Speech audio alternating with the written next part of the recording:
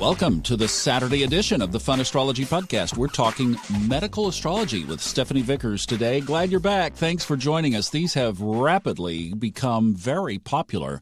And thank you for the emails saying that you like this little feature that we're doing, opening up astrology and tying it right to the health of our bodies. And Stephanie is an RN based in California and has a significant interest in astrology, and we just kind of put two and two together.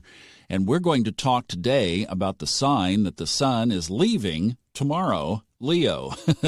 One little astrology piece before we jump in with Stephanie. That's right. The sun moves into Virgo tomorrow afternoon at 5:34 p.m. We'll talk about Virgo season on Monday on the Fun Astrology Podcast. But right now, let's use our last day of Leo. Stephanie, welcome back. Thank you, Thomas. Yes, we are going to talk all about Leo moon. Well, I know this is going to be good. So Leo, the sun, fifth house, let's shine. All right. Well, already as you noted too, that they have the sun as their ruler. So these individuals have a lot of force, courage, pride, and a lot of internal heat. So they actually have the most internal heat of any moon sign. So that's something that they need to be aware of, working on balancing all that excess fire. So they need to ensure that they're getting a lot of water, especially maybe adding electrolytes when it's really hot outside, like in the Northern Hemisphere. We've been going through a really hot summer so far.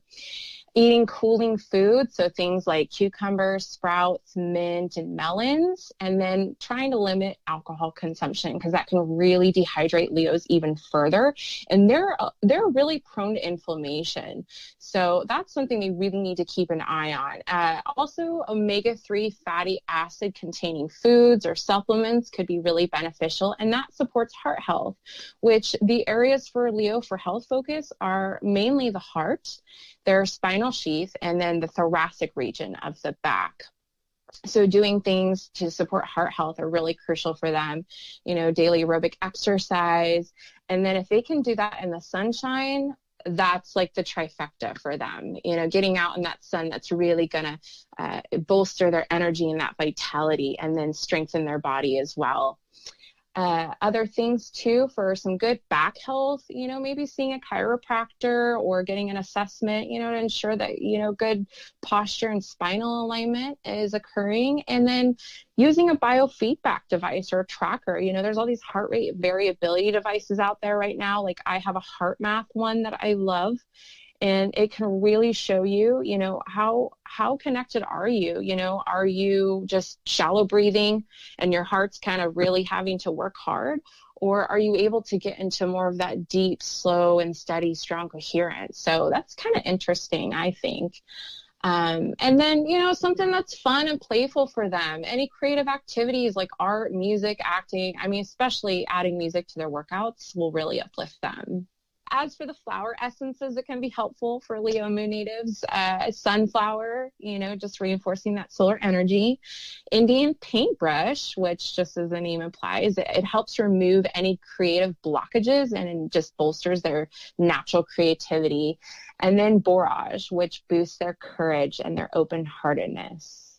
I'm also thinking about here that Leo, of course, ruled by the sun, also rules the fifth house. Yes. Exactly. And that Leo energy, it's very strong, very fiery.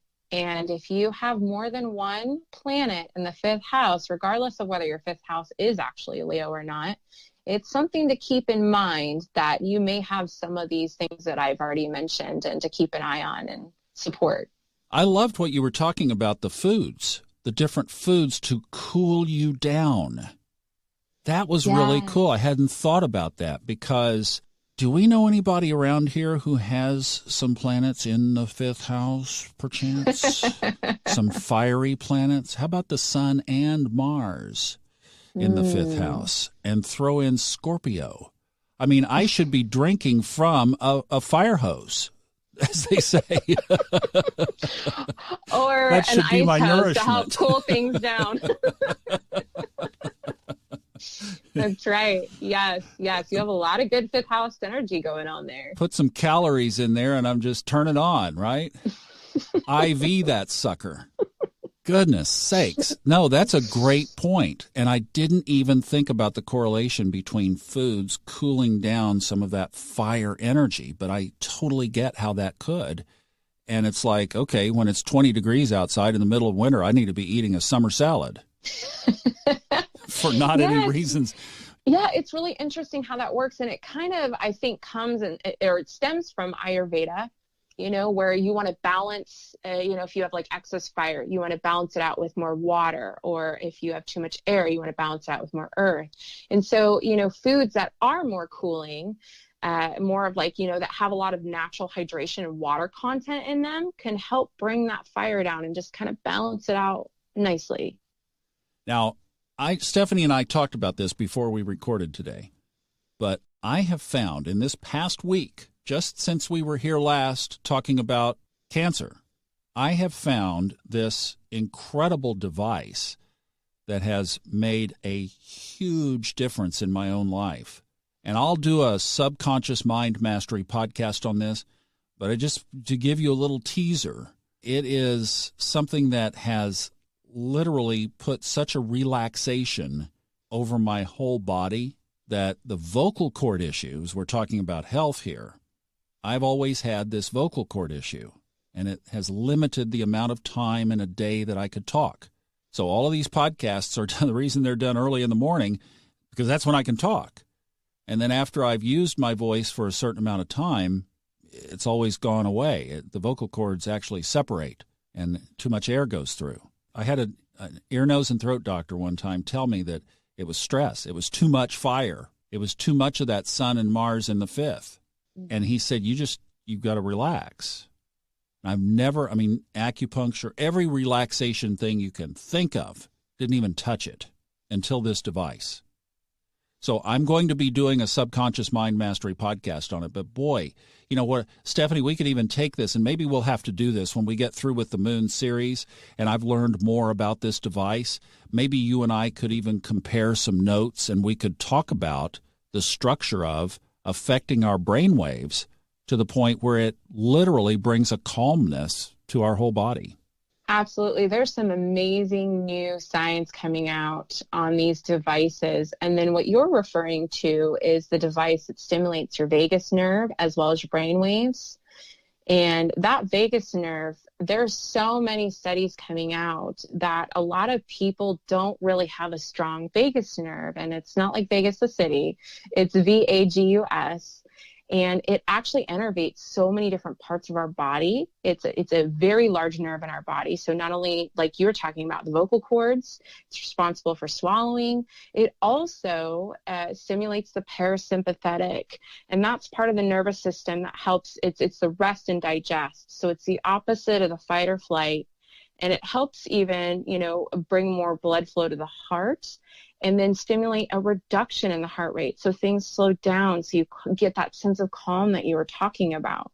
And I think that's really crucial. So those, like I mentioned earlier too, biofeedback devices, and then like the one you talked about, can be really helpful and eye-opening for a lot of people, especially those that have maybe some, heart issues, or they can't calm down very easily, and they're constantly in that fight or flight, go, go, go mode.